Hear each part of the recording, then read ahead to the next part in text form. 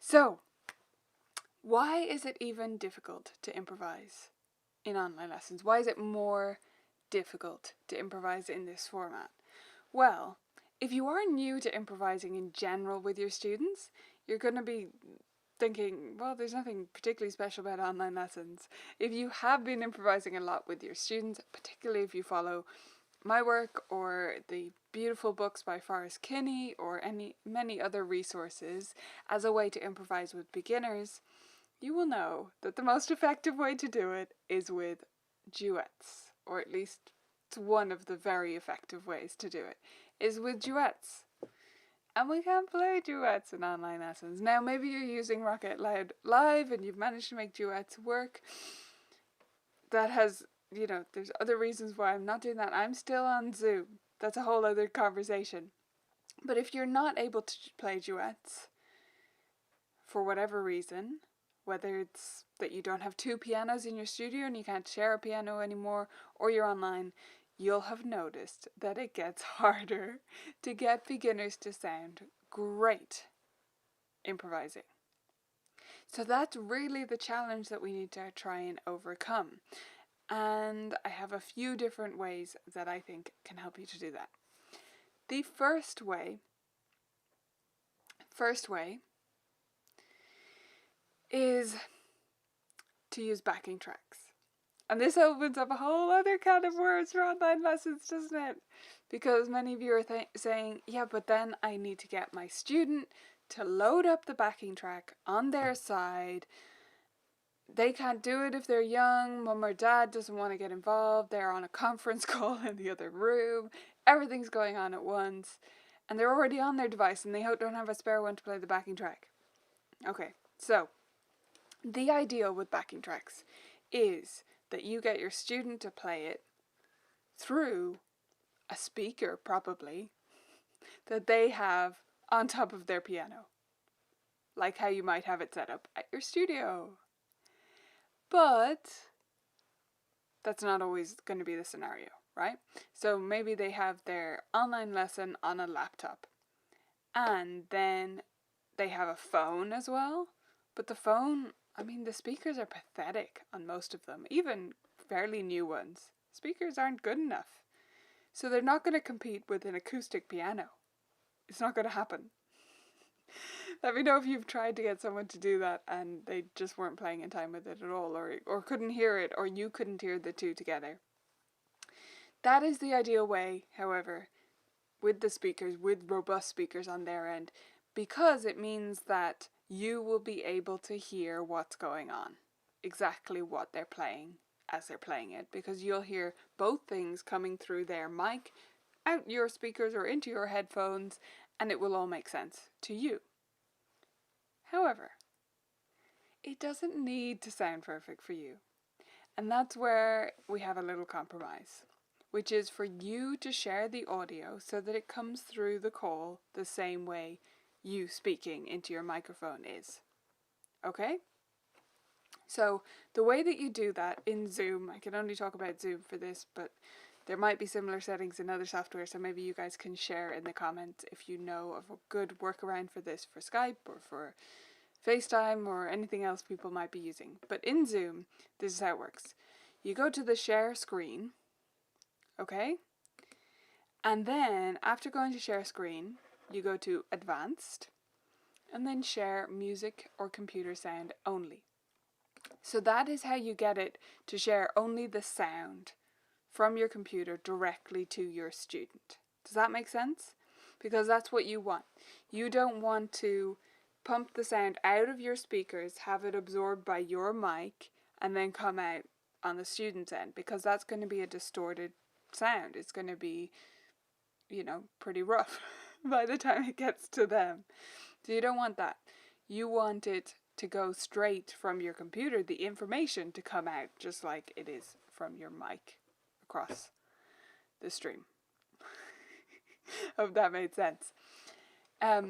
So if I do that, I'm broadcasting the sound directly from my computer.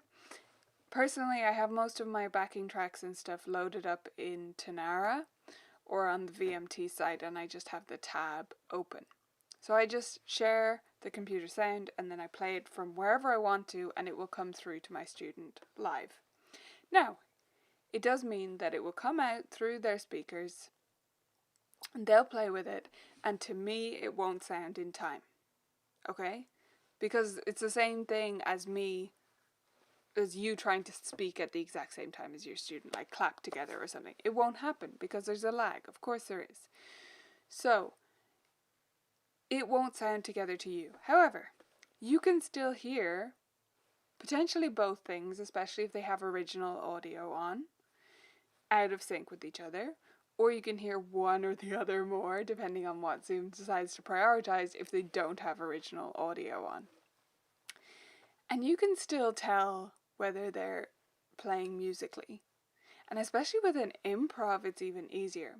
I actually just shared a video inside the VMT Clubhouse or the community. So if you're a member, hop on over to the community forums, or if you prefer Facebook, the VMT Clubhouse, and you'll see there close to the top there's a video that I just shared 2 days ago.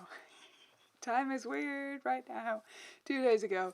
And that was with a student, and I decided to share it because that student has one of the worst tech setups.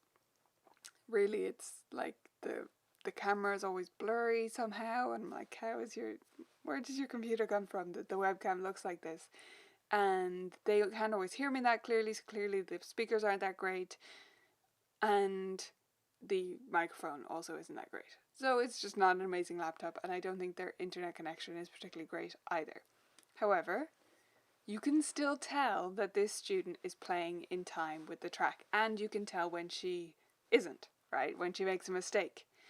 So I shared that more to give assurance to teachers that are going, I don't know, I won't be able to tell what's going on with the lag, but you will.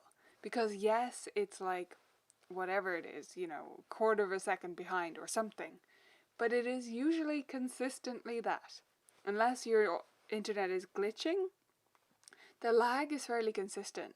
And so with that in mind, you can kind of go, oh yeah.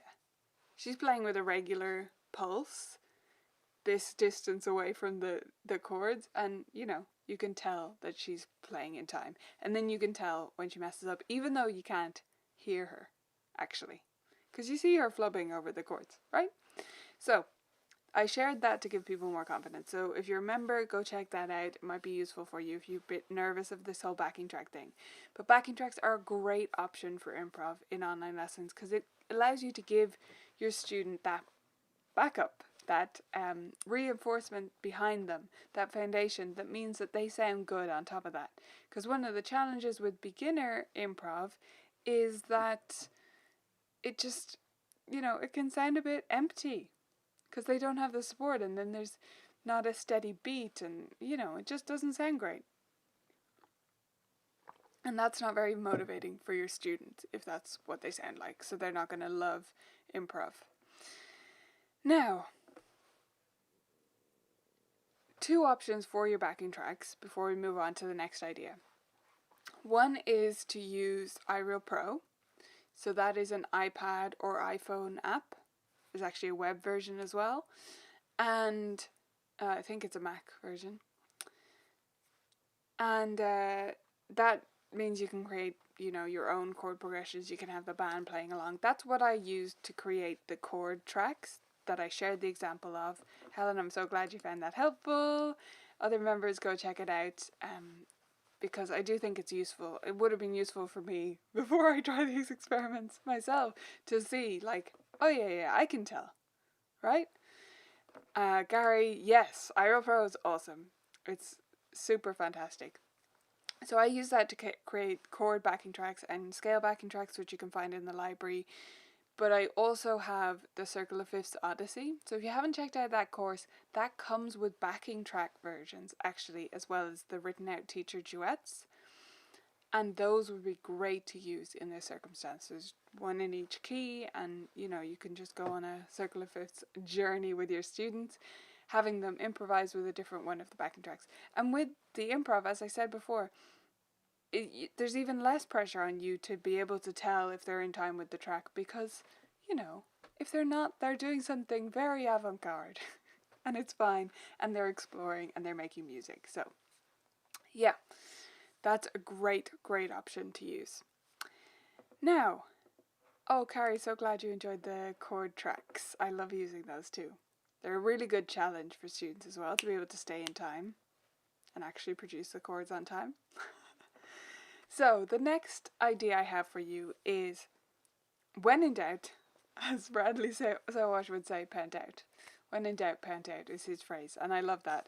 And I'm going to add another thing to that, which is for beginners improvising online, improvising on their own. When in doubt, pentatonic and pedal. Just have them put the pedal down and let everything mush together. If you do have a beginner and you have them online and you're really frustrated that you can't give them that rich, amazing musical experience that you can in person with your, black key improv or whatever, get them to just play, low G flat and then a bunch of black keys and repeat. It'll still sound good, I promise. And if they leave the pedal down, it'll sound great.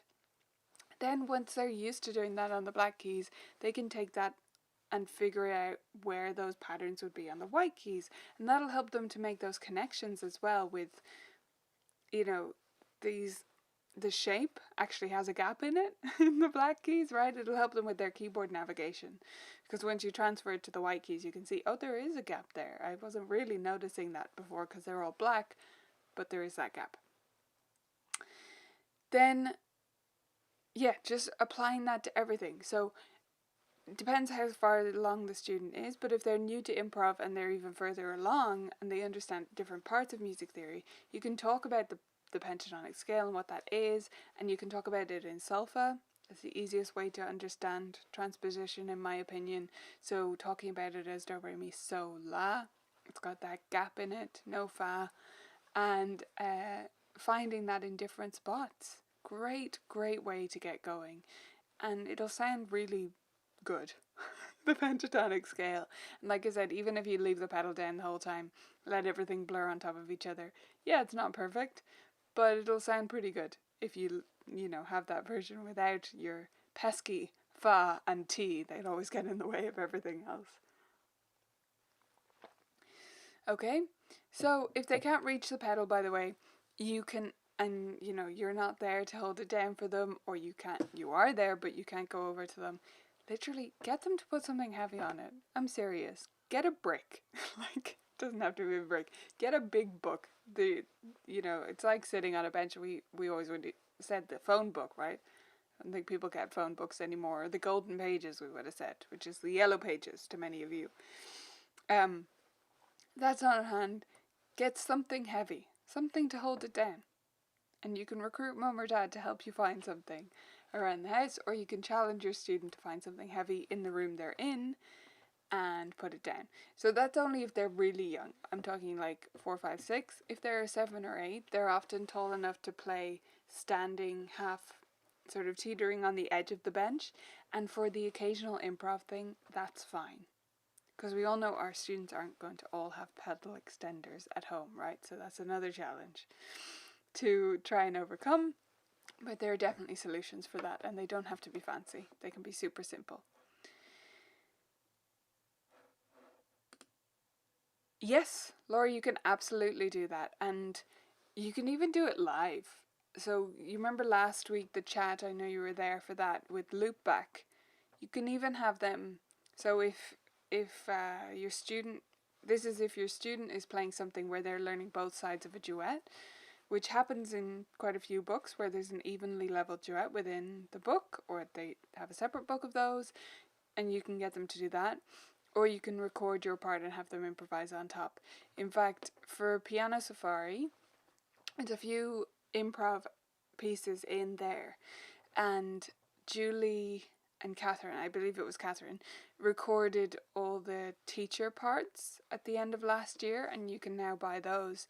And so you can load up the teacher part for those improvs and play those too, and have your student do the improv activity, so you don't have to skip them. absolutely great option. Yes, of course. I wasn't saying pentatonic is only do, re, mi, sol, la. I should have included the minor. You could absolutely then take it and make it into minor and explore all sorts of things there. In fact, if you're gonna do this week, personally, I would start with minor. If this is something you're gonna try this week, because Halloween, minor. Da-da-da. Magic. Okay, idea number 3, or tip number 3, is to make use of video demonstrations. Even if you have, like I do, an overhead camera on your piano, it's still going to be clearer in a lot of cases to have a pre-recorded video for certain things that you play through to your student. In a lot of cases that will show up in better resolution and clearer, and the sound will be more reliable. Now that's not always true, but I have found it to be generally true. And so using video demonstrations is a great option if you're going to give your student a pattern to learn by rote and have them improvise with that. And it'll also save you a few minutes of talking. If you're going to use, say, the same improv pattern with quite a few students, recording that, I think, is a great investment of your voice. And then it's like banking voice time somehow. And then you play that for each of your students all week, right? During their lesson, and then they try it straight away and you give feedback, right? So it's still a live lesson. I'm only talking about like a 1-minute demo. And if you're a member of VMT, which by the way is vibrantmusicteaching.com if you guys aren't familiar with the site, but if you aren't a member, you can sign up there. If you are a member already, Simple Sparks are a great option for this. So those come with videos. The Simple Sparks, they're in the video library. It's a series I did about April or May. When I say last year, I always mean academic. So the April or May just gone. And each one comes with a video demonstration where I break down the pattern, and then I show how it might sound all put together. So just playing those directly, and you can play them directly from the site. And actually, just in case anyone isn't familiar with that in Zoom, so when you go to share screen, just like we did before, then you can go after that, just to whichever app you want to share. So like if you have it open in Google Chrome, and that's how you're viewing VMT, you go there. Whoops. And then you just make sure you tick to share computer sound while you do that. And that means that the sound from that video will come through again directly to your students. So you always want to tick that when you're sharing a video. And it's really as simple as that. And you can then go full screen with the video and it'll show up full screen for your student. If they have those side-by-side views on in Zoom, you might want to ask them, depending on their device, to change it to be the big speaker view so that they can see fully. And yeah, that just provides another perspective. And often hearing something in 2 different ways is very useful for students as well, so that they can hear it from me, if it's Simple Sparks, and then you re-explain it, and that'll help it to really sink in and give them confidence to try it out. So video demonstrations, whether you use Simple Sparks or whether you set up your own video demonstrations of patterns you want to show them, bit of blues, and you record that in and then play that video for them during the lesson, get them to try it out. And then our last idea, so we've had 4 so far, just to review.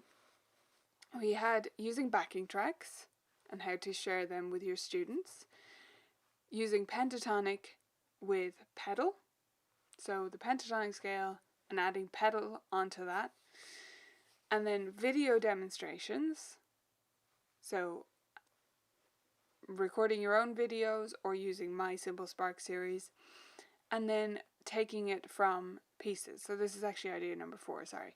Taking it directly from your pieces is my next idea. This is a great option if you want to use this as an opportunity to further practice pieces.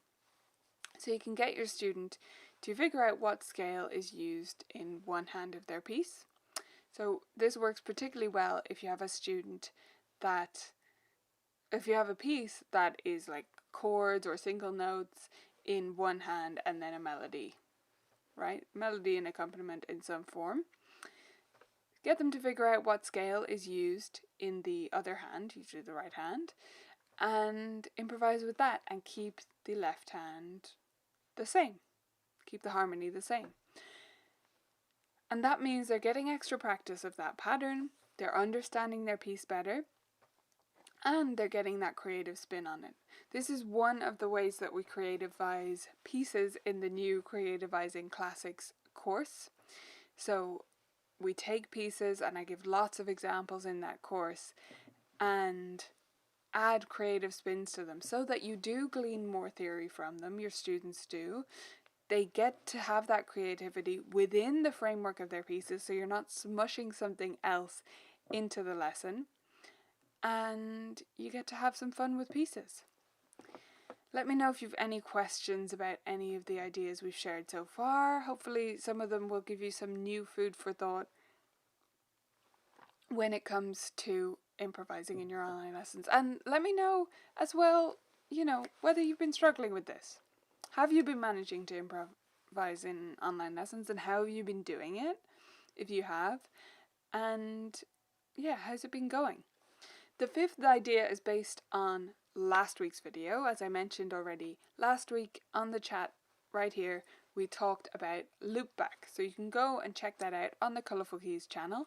While you're there, make sure to subscribe if you're not already. And you can see how we use loopback there. And I gave several examples there, which are basically improv activities, which you can do in a group or with one student. So getting them to record directly into GarageBand so that they're creating their own backing track is a great way to do this.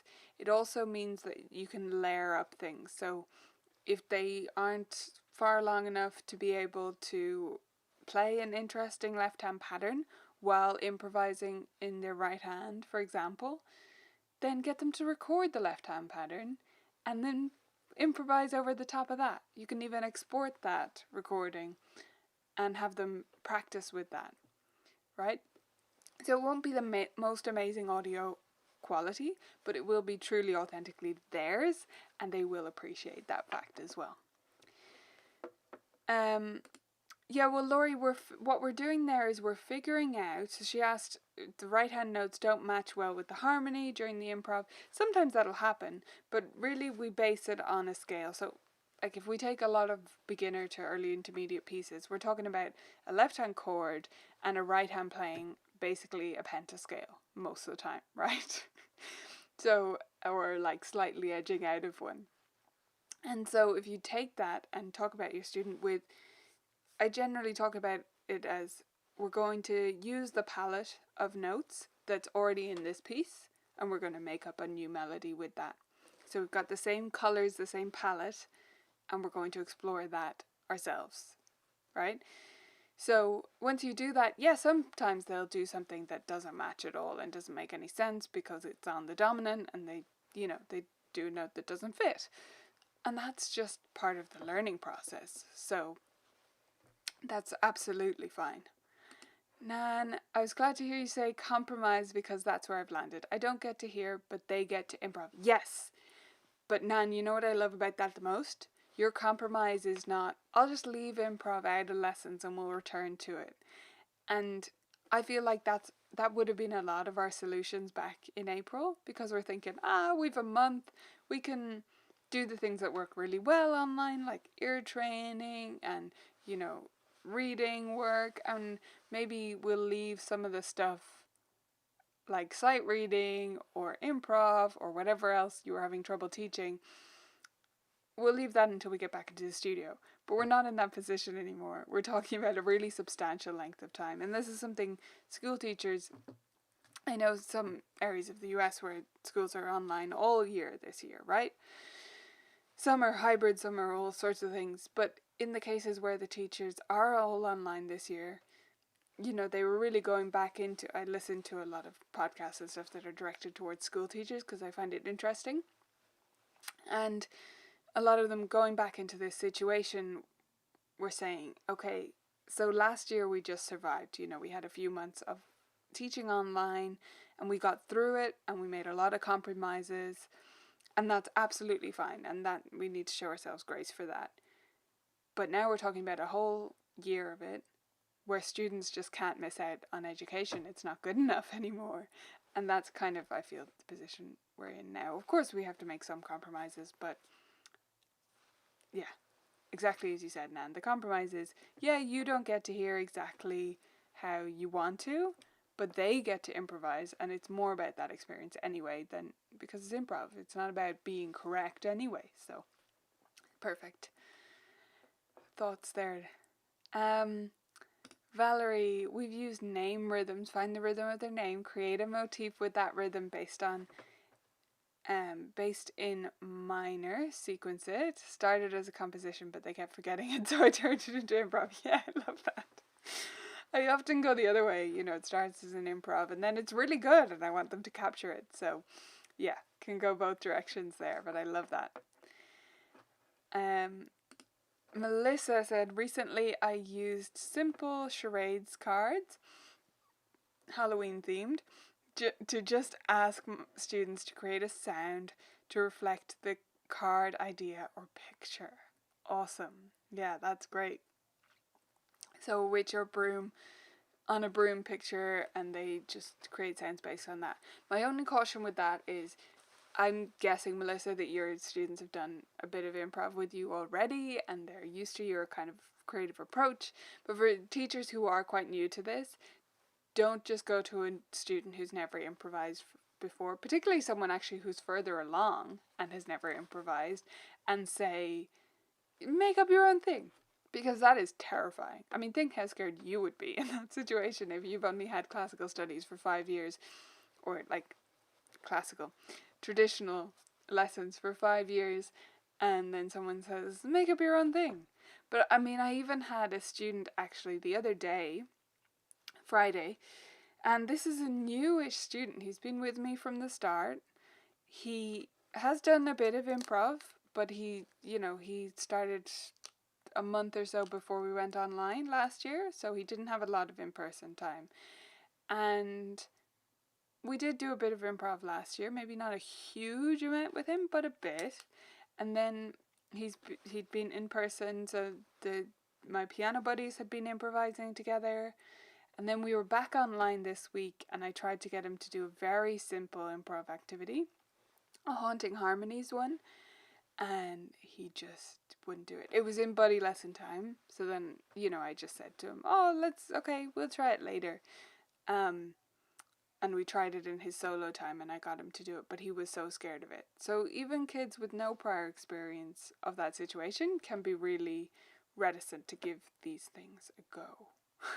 So it's just a caution, not to say don't improvise with them, just to say give them guardrails always as their first improv, and gradually loosen those up over time, rather than saying make up whatever you want. That's really stressful for some kiddos.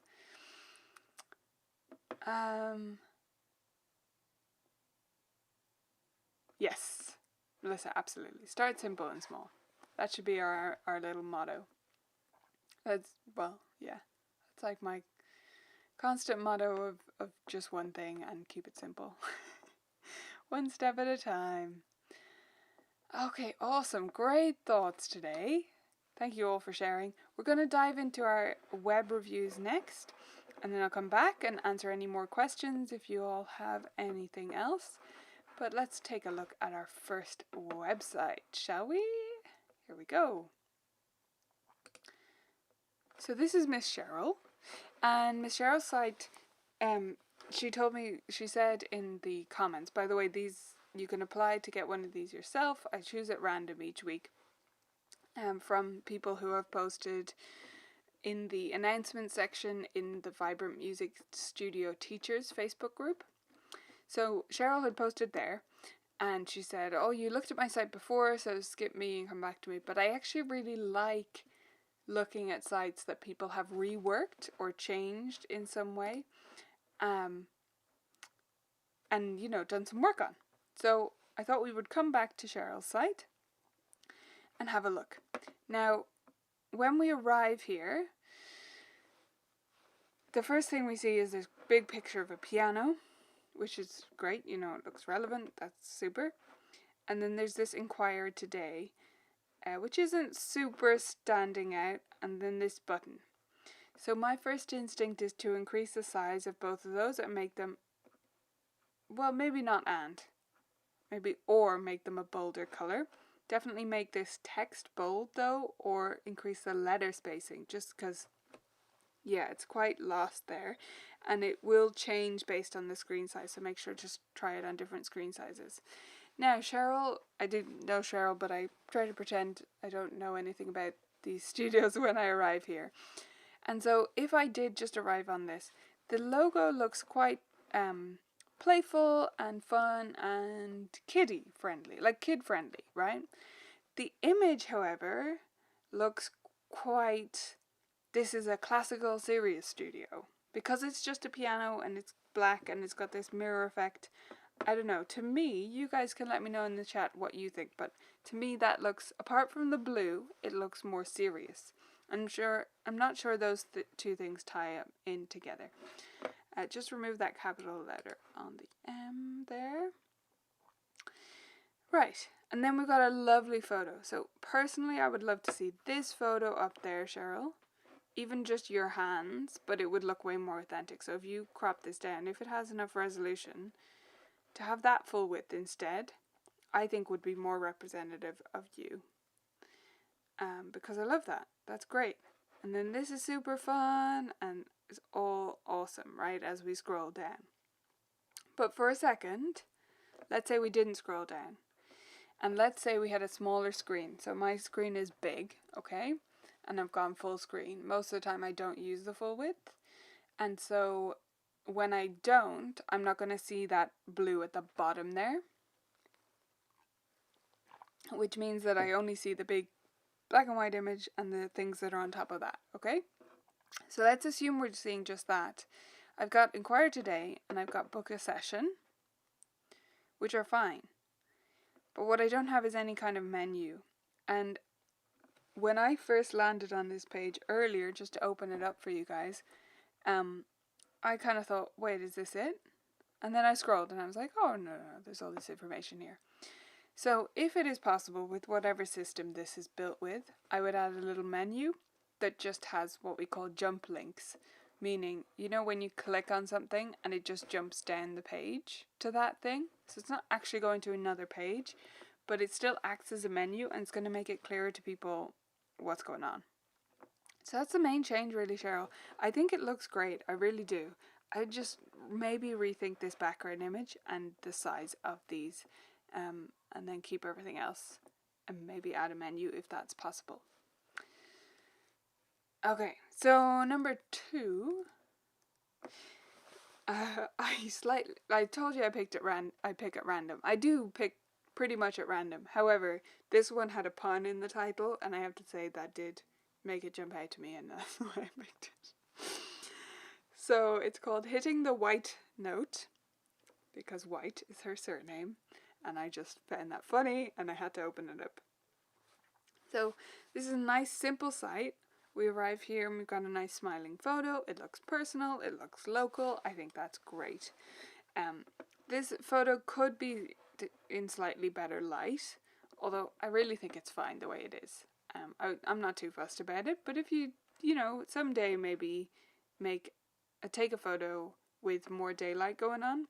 It may even have been taken in daylight and it's just at a slightly lower resolution. I can't tell which one is the issue there, but yeah. So that's good. I'm not sure, I'm not gone on this image here. I would prefer to see more photos or even a stock image rather than that kind of illustration-y thing. It's kind of like, I guess you could think of this as your logo, and that as related to it, but yeah, I don't think it's adding a whole lot to the page. Then Vanessa will go over to About Me. Nice. Okay, About Me is a great place to really show off what makes you special and what you can do for your students. About Me is not about you, it's about your potential customer. Your whole website is. And so, I mean, if you go to my About page, what I talk about is, yes, my story, but it's a story of, growing up in traditional music lessons and not wanting to give that experience to my students because I felt cheated by it. And I can tell you, I get messages, emails from people all the time, inquiries or just general emails, lesson inquiries, I mean, who say, I read your About page and that is exactly my story. Like, so many people here have this particular experience with exams and everything else, and yeah, get to the end of it and are a bit disappointed with the situation. And so that's just an example. You don't have to write in the way that I do there, but I do think it's useful as a way to think about it, that it is about your story in regards to what it means to your potential customer, not about you. And it's fine to include a list of qualifications like this, but I'd make this more personal and more story based, even if it's not a real story. Does that make sense? Okay. Then we've got contact page, nice and simple. Perfect. See if you can install a reCAPTCHA instead of a equation there, but maybe not. That's not a big deal. I would put this photo on your homepage too. It's lovely to have your student. Put that there. Sorry, that sounded very demanding, but I would recommend putting that there. I think that's a lovely pic. Yeah, look, Vanessa, this looks great. Keep it simple. Not a huge amount I would change here. It needs a stronger call to action. It needs a big button on the homepage, and I would maybe improve the images when you can. But all in all, I think it's a very solid, simple and effective website. Well done. All right. Now, once I manage to... There we are. Right. So, thank you all so much for joining me. If you have any last questions, drop them in the comments now. Next week we are going to be talking about whether classical pieces can be creative. What can we do to make classical pieces creative? How does that work? And should we even do that? Spoiler alert, I think we should, but we will unpack that next week, and hopefully that'll be useful for you. So I hope you'll join me back here then, same time. Oh, I didn't mention the whole time zone thing. So the US is going to travel back in time this week, I believe. We just did that last weekend, so if things have been a bit like, whoa, what time is it for you this week, that's because of daylight savings and the whole mess that creates all over the world with all the different systems. So we all kind of level out by November. That's what tends to happen. So that's how we'll be next week. However, tomorrow we will not have leveled out. And tomorrow I have a webinar on. So if you want to come along to that, it is at vibrantmusicteaching.com/creativity. vibrantmusicteaching.com/creativity. So that's where you can sign up for that. It's on tomorrow. It's at 5 p.m. my time, which is 1 p.m. New York time at the moment. That's why I mentioned the whole time zone thing. So 1 p.m. tomorrow Eastern time. And we're going to be talking about creativizing lessons, making things more creative, how to pack creativity into your already packed lessons, essentially. Yeah, so I hope you can join me for that. It'll be super fun to see you there. If you haven't come along to a webinar before, it's more of like a presentation style, so it's not as chatty as this, but we still have a lot of interaction in the chat box and engagement, so it's similar to this in that way. So I hope you can make that. If you can't make it live tomorrow, please do sign up anyway. You'll get a limited time replay. If you're a member, of course, you'll get the replay forever whenever you want to watch it in the video library. And the last little note for today is that I would really, truly appreciate it if you filled out the survey or passed it on to someone else, because I'm sure many of you who are watching here have already done it. If you haven't, please do it right now. But if you have already done it, I would really appreciate you passing it on to teacher friends, local teaching networks if you have those. I promise you it takes about 10 minutes. 11 minutes is the recorded time on the survey, okay? So 11 minutes of your time or your friend's time, and it makes the world of difference. We take that data and we put it into a report, which we give away for free, okay? So it's for the good of everyone else, and the report is beautiful, if I do say myself, and helps that data to speak to you. So it's not just a bunch of numbers, it's really interesting to read. A lot of people gave us great feedback about it last year, and it's something our industry needed, so we're going to be doing it every year, and I wanted to get bigger and bigger. Right now, we're at almost 900, and my ambitious target is that I want to get over 1,000.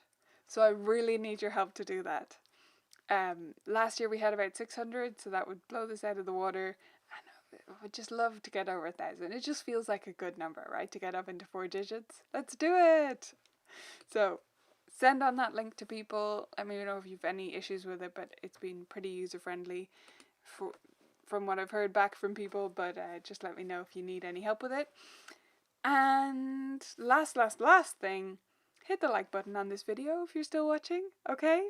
If you enjoyed it, if you had a good time hanging out and got some value from it, I would really appreciate that. Make sure to subscribe to the Colourful Geese channel so you get the notifications for these videos and get to join me live, because I love having you live in the room. And I will see some of you tomorrow and some of you back here next week. Bye for now, guys.